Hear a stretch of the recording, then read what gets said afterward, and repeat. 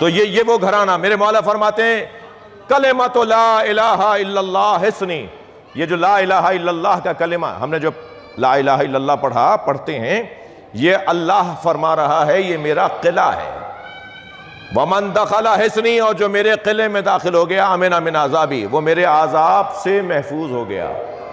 یہ عقیدہ توحید اور مولا رضا کا فرمان میں نے آپ کو سنا دیا۔ مولا نے یہ کہہ کر محمل کا پردہ گرا دیا، اونٹ آگے بڑھنا شروع ہوا، ہماری آگے بڑھنا شروع ہوئی کہ ایک مرتبہ پھر آوازیں بلند ہوئیں کہ مولا کچھ اور عطا فرمائیں۔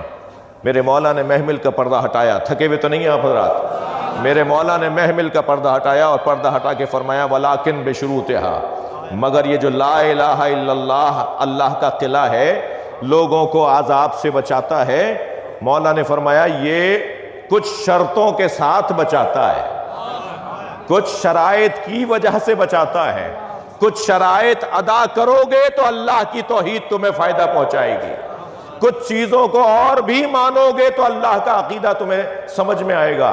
اور یہ فرماتے ہوئے فرمایا وَأَنَا مِن شُرُوطِهَا، اور میں ایک ان شرطوں میں سے ایک شرط ہوں، یعنی اگر کوئی مولا علی سے لے کے مولا مہدی تک امامت کو مانے گا تو اسے اللہ سمجھ میں آئے گا۔